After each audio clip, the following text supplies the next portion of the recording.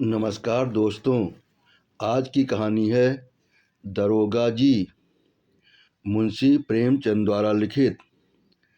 कल शाम को एक ज़रूरत से तांगे पर बैठा हुआ जा रहा था कि रास्ते में एक और महाशय तांगे पर आ बैठे। तांगे वाला उन्हें बैठाना तो ना चाहता था, पर इनकार भी ना कर सकता था। पुलिस के आदमी से झगड़ा कौन मोल ले। ये साहब किसी थाने के दरोगा थे। एक मुकदमे की पैरवी करने सदर आए थे। मेरी आदत है कि पुलिस वालों से बहुत कम बोलता हूँ। सच पूछिए तो मुझे उनकी सूरत से नफरत है। उनके हाथों प्रजा को कितने कष्ट उठाने पड़ते हैं, इसका अनुभव इस जीवन में कई बार हो चुका है। मैं जरा एक तरफ खिसक गया और मुंह फेर कर दूसरी ओर देखने लगा कि दरोगा जी बोले, जनाब, ये आम शिकायत है कि पुलिस वाले बहुत रिश्वत लेते हैं, लेकिन ये कोई नहीं देखता कि पुलिस वाले रिश्वत लेने के लिए कितने मजबूर किए जाते हैं। अगर पुलिस वाले रिश्वत लेना बंद कर दें तो मैं हलफ से कहता हूँ, ये जो बड़े बड़े ऊंची पगड़ियों वाले रईस नज़र आते हैं, सबके सब जेल खाने के अंदर बैठे दिखाई दें। अगर हर एक मामले का चालान करने लगें तो दुनिया पुलिस वालों को और भी बदनाम करें। आपको यकीन ना आएगा जनाब, रुपए की थैलियां गले लगाई जाती हैं। हम हजार इनकार करें, पर चारों तरफ से ऐसे दबाव पड़ते हैं कि लाचार होकर लेना ही पड़ता है। मैंने उपहास के भाव से कहा, जो काम रुपए लेकर किया जाता है वही काम बिना रुपए लिए भी तो किया जा सकता है। दरोगा जी हंसकर बोले, ये तो गुनाह बेलज्जत होगा, बंदा परवर। पुलिस का आदमी इतना कट्टर देवता नहीं होता, और मेरा ख्याल है कि शायद कोई इंसान भी इतना बेलौस नहीं हो सकता। और सींगों के लोगों को भी देखता हूँ, मुझे तो कोई देवता ना मिला। मैं अभी इसका कुछ जवाब दे ही रहा था मैं इसका कुछ जवाब दे ही रहा था कि एक मियाँ साहब लंबी अचकन पहने, तुर्की टोपी लगाए, तांगे के सामने से निकले। दरोगा जी ने उन्हें देखते ही झुककर सलाम किया और शायद मिजाज शरीफ पूछना चाहते थे कि उस भले आदमी ने सलाम का जवाब गालियों से देना शुरू किया। जब तांगा कई कदम आगे निकल आया तो वह एक पत्थर लेकर तांगे के पीछे दौड़ा। तांगे वाले ने घोड़े को तेज किया। उस भले मानुस ने भी कदम तेज किए और पत्थर फेंका। मेरा सिर बाल बाल बच गया। उसने दूसरा पत्थर उठाया, वो हमारे सामने आकर गिरा। तीसरा पत्थर इतनी जोर से आया कि दरोगा जी के घुटने में बड़ी चोट आई, पर इतनी देर में तांगा इतनी दूर निकल आया था कि पत्थरों की मार से दूर हो गए थे। हाँ, गालियों की अभी गालियों की मार अभी तक जारी थी। जब तक वह आदमी आंखों से ओझल न हो गया, हम उसे एक हाथ में पत्थर उठाए गालियां बकते हुए देखते रहे। जब जरा चित्त शांत हुआ, मैंने दरोगा जी से पूछा, ये कौन आदमी है साहब, कोई पागल तो नहीं है? दरोगा जी ने घुटने को सहलाते हुए कहा, पागल नहीं है साहब, मेरा पुराना दुश्मन है। मैंने समझा था जालिम पिछली बातें भूल गया होगा, वरना मुझे क्या पड़ी थी कि सलाम करने जाता। मैंने पूछा, आपने इसे किसी मुकदमे में सजा दिलाई होगी। बड़ी लंबी दास्तान है जनाब, बस बस इतना ही समझ लीजिए कि इसका बस चले तो मुझे जिंदा ही निगल जाए। आप तो शोक की आग को और भड़का रहे हैं। अब तो ये दास्तान सुने बगैर तस्कीन न होगी। दरोगा जी ने पहलू बदलकर कहा, अच्छी बात है, सुनिए। कई साल हुए मैं सदर में ही तैनात था। बेफिक्री के दिन थे, ताजा खून। एक मासूक से आंख लड़ गई, आम दरफ्त हुई शुरू हुई। अब भी जब उसे हसीना की याद आती है तो आंखों से आंसू निकल आते हैं। बाजारू औरतों में इतनी हया, इतनी वफा, इतनी मुरव्वत मैंने नहीं देखी। 2 साल उसके साथ इतने लुत्फ से गुजरे कि आज भी उसकी याद करके रोता हूँ, मगर किस्से को बढ़ाऊंगा नहीं, वरना अधूरा ही रह जाएगा। मुख्तसर ये कि 2 साल के बाद मेरे तबादले का हुक्म आ गया। उस वक्त दिल को जितना सदमा पहुंचा, उसका फिक्र करने के लिए दफ्तर चाहिए। बस यही जी चाहता था कि इस्तीफ़ा दे दूं। उस हसीना ने ये खबर सुनी तो उसकी जान सी निकल गई। सफ़र की तैयारी के लिए मुझे 3 दिन मिले थे। ये 3 दिन हमने मंसूबे बांधने में काटे। उस वक्त मुझे अनुभव हुआ कि औरतों को अक्ल से खाली समझने में हमने कितनी बड़ी गलती की है। मेरे मंसूबे शेख चिल्ली कैसे होते थे, कलकत्ते भाग चलें, वहाँ कोई दुकान खोल दें या इसी तरह कोई दूसरी तजवीज़ करता, लेकिन वो यही जवाब देती कि अभी वहाँ जाकर अपना काम करो। जब मकान का बंदोबस्त हो जाए तो मुझे बुला लेना, मैं दौड़ी चली आऊँगी। आखिर जुदाई की घड़ी आई। मुझे मालूम होता था कि अब जान न बचेगी।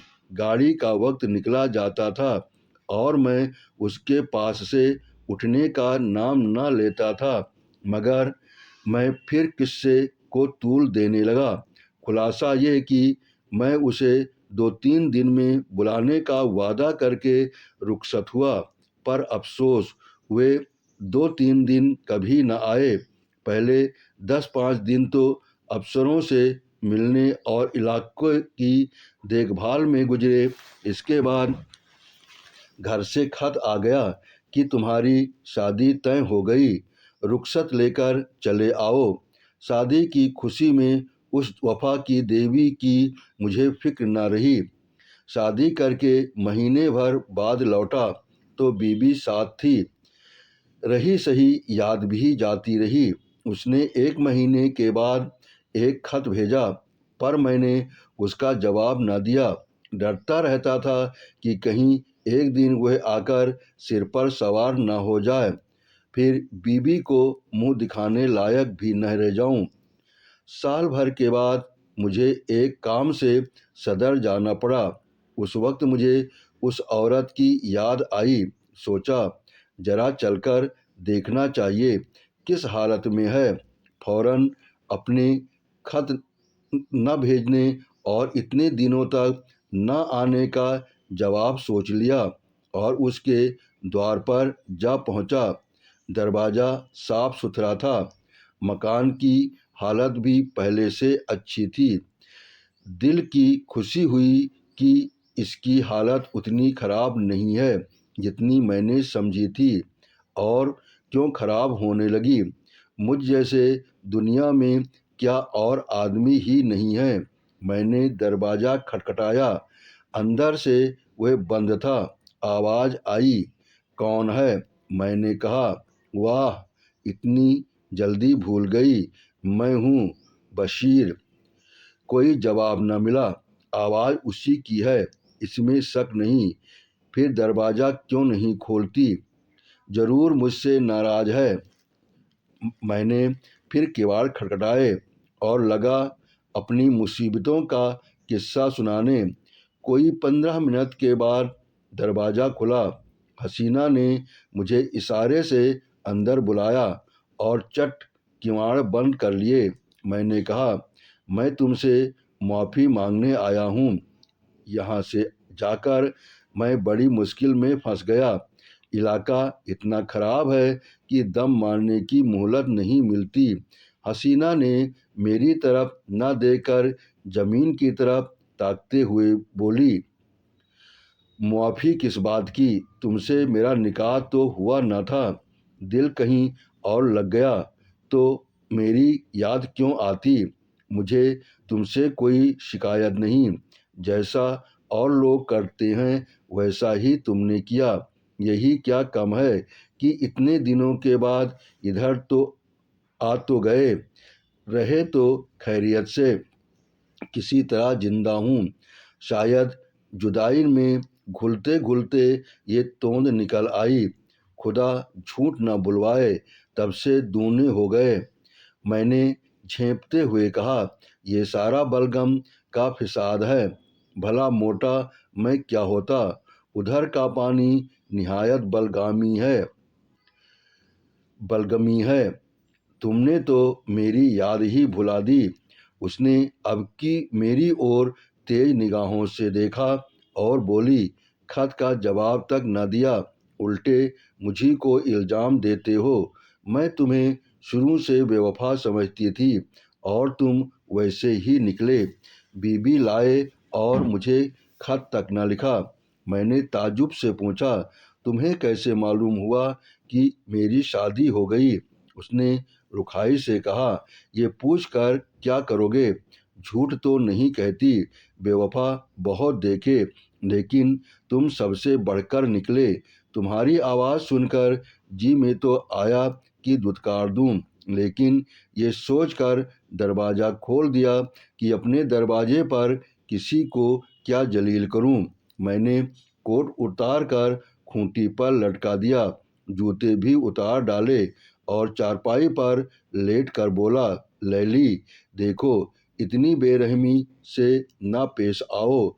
मैं तो अपनी खताओं को खुद तस्लीम करता हूँ और इसीलिए अब तुमसे माफ़ी मांगने आया हूँ। जरा अपने नाजुक हाथों से एक पान तो खिला दो। सच कहना, तुम्हें मेरी याद काहे को आती होगी? कोई और यार मिल गया होगा। लैली पानदान खोलकर पान बनाने लगी कि यकायक किसी ने किवाड़ खटखटाए। मैंने घबराकर पूछा, ये कौन शैतान आ पहुंचा? हसीना ने होठों पर उंगली रखते हुए कहा, ये मेरे शौहर हैं। तुम्हारी तरफ से जब निराश हो गई तो मैंने इनके साथ निकाह कर लिया। मैंने त्योरियां चढ़ाकर कहा, तो तुमने मुझसे पहले ही क्यों न बता दिया? मैं उल्टे पांव लौट न जाता। ये नौबत क्यों आती? न जाने कब की ये कसर निकाली। मुझे क्या मालूम कि ये इतने जल्द आ पहुँचेंगे। रोज़ तो पहर रात गए आते थे। फिर तुम इतनी दूर से आए थे, तुम्हारी कुछ खातिर भी तो करनी थी। ये अच्छी खातिर है। बताओ, अब मैं जाऊं कहाँ? मेरी समझ में खुद कुछ नहीं आ रहा है। या अल्लाह, किस अजाब में फंसी। इतने में उन साहब ने दरवाज़ा खटखटाया। ऐसा मालूम होता था कि किवाड़ तोड़ डालेगा। हसीना के चेहरे का पर एक रंग आता था, एक रंग जाता था। बेचारी खड़ी काँप रही थी। बस जबान से यही निकलता था, या अल्लाह, रहम कर। बाहर से आवाज़ आई, अरे तुम क्या सरेशाम से सो गईं? अभी तो 8 भी नहीं बजे। कहीं सांप तो नहीं सूंघ गया? अल्लाह जानता है अब और देर की तो किवाड़ चिड़वा डालूंगा। मैंने गिड़गिड़ाकर कहा, खुदा के लिए मेरे छिपने की कोई जगह बताओ। पिछवाड़े कोई दरवाज़ा नहीं, ना संडास तो है। सबसे पहले वो वहीं जाएंगे। अच्छा, वो सामने कोठरी कैसी है? हाँ है तो, लेकिन कहीं कोठरी खोलकर देखा तो? क्या बहुत डबल आदमी हैं? तुम जैसे दो को बगल में दबा लें तो खोल दो कोठरी। वो ज्यों ही अंदर आएगा मैं दरवाज़ा खोलकर निकल भागूंगा। हसीना ने कोठरी खोल दी। मैं अंदर जा घुसा। दरवाज़ा फिर बंद हो गया। मुझे कोठरी में बंद करके हसीना ने जाकर सदर दरवाज़ा खोला और बोली, क्यों किवाड़ तोड़े डालते हो? आ तो रही हूँ। मैंने कोठरी के किवाड़ों के दराजों से देखा। आदमी क्या, पूरा देव था। अंदर आते ही बोला, तुम सरेशाम से सो गई थीं। हाँ, जरा आंख लग गई थी। मुझे तो ऐसा मालूम हो रहा था कि तुम किसी से बातें कर रही हो। वहम की दवा तो लुकमान के पास भी नहीं। मैंने साफ सुना, कोई ना कोई था जरूर। तुमने उसे कहीं छिपा रखा है। इन्हीं बातों पर तुमसे मेरा जी जलता है। सारा घर तो पड़ा है, देख क्यों नहीं लेते? देखूंगा तो मैं जरूर ही, लेकिन तुमसे सीधे सीधे पूछता हूँ, बतला दो कौन था? हसीना ने कुंजियों का गुच्छा फेंकते हुए कहा, और कोई था तो घर ही में ना होगा। लो, सब जगह देख आओ। सुई तो है नहीं जो मैंने कहीं छिपा दी हो। वह शैतान इन चकमों में ना आया। शायद पहले भी ऐसा ही चरका खा चुका था। कुंजियों का गुच्छा उठाकर सबसे पहले मेरी कोठरी के द्वार पर आया और उसके ताले को खोलने की कोशिश करने लगा। गुच्छे में उस ताले की कुंजी न थी। बोला, इस कोठरी की कुंजी कहाँ है? हसीना ने बनावटी ताजुब से कहा, अरे तो क्या उसमें कोई छिपा बैठा है? ये तो लकड़ियों से भरी पड़ी है। तुम कुंजी दे दो ना। तुम भी कभी कभी पागलों के से काम करने लगते हो। अंधेरे में कोई सांप बिच्छू निकल आए तो? ना भैया, मैं कुंजी ना दूंगी। बला से सांप निकल आएगा, अच्छा ही तो निकल आए। इस बेहयाई की जिंदगी से तो मौत ही अच्छी। हसीना ने इधर उधर तलाश करके कहा, न जाने उसकी कुंजी कहाँ रख दी, ख्याल नहीं आता। इस कोठरी में तो मैंने और कभी ताला नहीं देखा। मैं तो रोज लगाती हूँ, शायद कभी लगाना भूल गई हूँ तो नहीं कह सकती। तो तुम कुंजी न दोगी? कहती तो हूँ, इस वक्त नहीं मिल रही है। कह देता हूँ, कच्चा ही खा जाऊंगा। अब तक तो मैं किसी तरह जब्त किए खड़ा रहा। बार बार अपने ऊपर गुस्सा आ रहा था कि यहाँ क्यों आया। न जाने ये शैतान कैसे पेश आए, कहीं तैश में आकर मार ही न डाले। मेरे हाथों में तो कोई छुरी भी नहीं। या खुदा, अब तू ही मालिक है। दम रोके खड़ा था कि एक पल का भी मौका मिले तो निकल भागूं, लेकिन जब उस मरदूद ने किवाड़ों को जोर से धमकाना शुरू किया तब तो रूह ही फना हो गई। इधर उधर निगाह डाली कि किसी कोने में छिपने की जगह है या नहीं। किवाड़ के दराजों से कुछ रोशनी आ रही थी। ऊपर जो निगाह उठाई तो एक मचान सा दिखाई दिया। डूबते को तिनके का सहारा मिल गया। उचक कर चाहता था कि ऊपर चढ़ जाऊं कि मचान पर एक आदमी को बैठे देखकर उस हालत में मेरे मुंह से चीख निकल गई। ये हजरत अचकन पहने, घड़ी लगाए, एक खूबसूरत साफा बांधे उकड़ू बैठे हुए थे। अब मुझे मालूम हुआ कि मेरे लिए दरवाज़ा खोलने में हसीना ने इतनी देर क्यों की थी। अभी इनको देख ही रहा था कि दरवाजे पर मूसल की चोटें पड़ने लगीं। मामूली किवाड़ तो थे ही, 3-4 चोटों में दोनों किवाड़े नीचे आ रहे और वह मजदूर लालटेन लिए कमरे में घुसा। उस वक्त मेरी क्या हालत थी उसका अंदाज़ा आप खुद कर सकते हैं। उसने मुझे देखते ही लालटेन रख दी और मेरी गर्दन पकड़कर कहा, अच्छा आप यहाँ तशरीफ़ रखते हैं, आइए आपकी कुछ खातिर करूं, ऐसे मेहमान रोज़ कहाँ मिलते हैं। ये कहते हुए उसने मेरा एक हाथ पकड़कर इतने ज़ोर से बाहर की तरफ ढकेला कि मैं आंगन में औंधा जा गिरा। उस शैतान की आंखों से अंगारे निकल रहे थे। मालूम होता था उसके होंठ मेरा खून चूसने के लिए बढ़े आ रहे हैं। मैं अभी जमीन से उठने भी न पाया था कि वह कसाई एक बड़ा सा तेज छुरा लिए मेरी गर्दन पर आ पहुंचा। मगर जनाब, हूँ पुलिस का आदमी। उस वक्त मुझे एक चाल सूझ गई। उसने मेरी जान बचा ली, वरना आज आपके साथ तांगे पर न बैठा होता।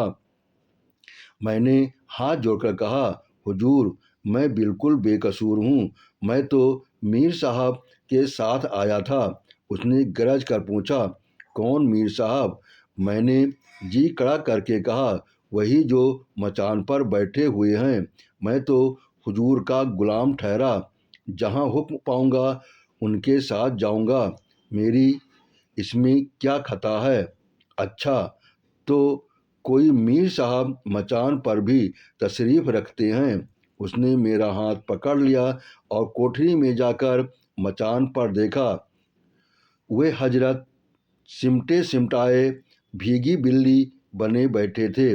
चेहरा ऐसा पीला पड़ गया था, गोया बदन में जान ही नहीं। उसने उनका हाथ पकड़कर एक झटका दिया तो आप धाम से नीचे आ रहे। उनका ठाठ देखकर अब इसमें कोई शुबहा न रहा कि वो मेरे मालिक हैं। उनकी सूरत देखकर उस वक्त तरस के साथ हंसी आती थी। तू कौन है बे? जी मैं, मेरा मकान। ये आदमी झूठा है, ये मेरा नौकर नहीं है। तू यहाँ क्या करने आया था? मुझे यही बदमाश मेरी तरफ देकर धोखा देकर लाया था। ये क्यों नहीं कहता कि मज़े उड़ाने आया था? दूसरों पर इल्ज़ाम रखकर अपनी जान बचाना चाहता है सुअर। ले, तू भी क्या समझेगा कि किसके पाले पड़ा था। ये कहकर उसने उसी तेज छुरे से उस साहब की नाक काट ली। मैंने मौका पाकर बेतहाशा भागा, लेकिन हाय हाय की आवाज़ मेरे कानों में आ रही थी। इसके बाद उन दोनों में कैसी छनी हसीना के सिर पर क्या आफत आई, इसकी मुझे कुछ खबर नहीं। मैं तब से 20 बार सदर आ चुका हूँ, पर उधर भूलकर भी नहीं गया। ये पत्थर फेंकने वाले हजरत वही हैं जिनकी नाक कटी थी। आज न जाने कहाँ से दिखाई पड़ गए और मेरी शामत आई कि उन्हें सलाम कर बैठा। आपने उनकी नाक की तरफ शायद ख्याल नहीं किया। मुझे अब ख्याल आया कि उस आदमी की नाक कुछ चिपटी थी। बोला, हाँ नाक कुछ चिपटी तो थी, मगर आपने उस गरीब का बुरा चरका दिया और करता ही क्या, जरूर दबा लेते। मगर चोर का दिल आधा होता है। उस वक्त अपनी अपनी पड़ी थी कि मुकाबला करने की सूझती। कहीं उस रस झल्ले ने धर लिया जाता तो आबरू अलग जाती और नौकरी से अलग हाथ धोता।